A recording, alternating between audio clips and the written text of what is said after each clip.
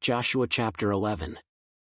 And it came to pass, when Jabin king of Hazor had heard those things, that he sent to Jobab king of Madon, and to the king of Shimron, and to the king of Achshaph, and to the kings that were on the north of the mountains, and of the plains south of Chinneroth, and in the valley, and in the borders of Dor on the west, and to the Canaanite on the east and on the west, and to the Amorite, and the Hittite, and the Perizzite, and the Jebusite in the mountains, and to the Hivite under Hermon in the land of Mizpeh. And they went out, they and all their hosts with them, much people, even as the sand that is upon the sea shore in multitude, with horses and chariots very many. And when all these kings were met together, they came and pitched together at the waters of Merom, to fight against Israel. And the Lord said unto Joshua, Be not afraid because of them, for tomorrow about this time will I deliver them up all slain before Israel. Thou shalt hough their horses, and burn their chariots with fire.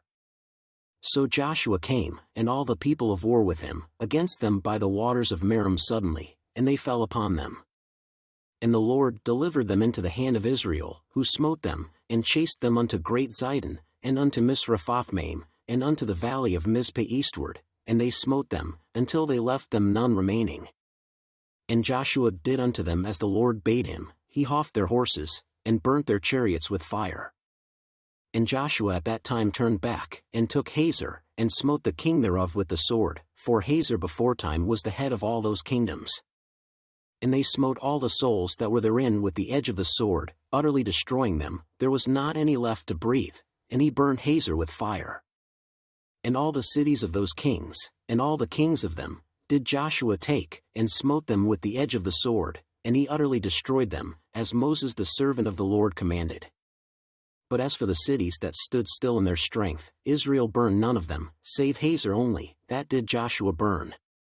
And all the spoil of these cities, and the cattle, the children of Israel took for a prey unto themselves, but every man they smote with the edge of the sword, until they had destroyed them, neither left they any to breathe.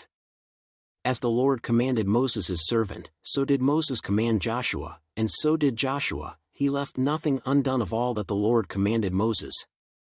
So Joshua took all that land, the hills, and all the south country, and all the land of Goshen, and the valley, and the plain, and the mountain of Israel, and the valley of the same. Even from the Mount Halak, that goeth up to Seir, even unto Balgad in the valley of Lebanon under Mount Hermon, and all their kings he took, and smote them, and slew them. Joshua made war a long time with all those kings. There was not a city that made peace with the children of Israel, save the Hivites the inhabitants of Gibeon, all other they took in battle. For it was of the Lord to harden their hearts, that they should come against Israel in battle, that he might destroy them utterly, and that they might have no favor, but that he might destroy them, as the Lord commanded Moses.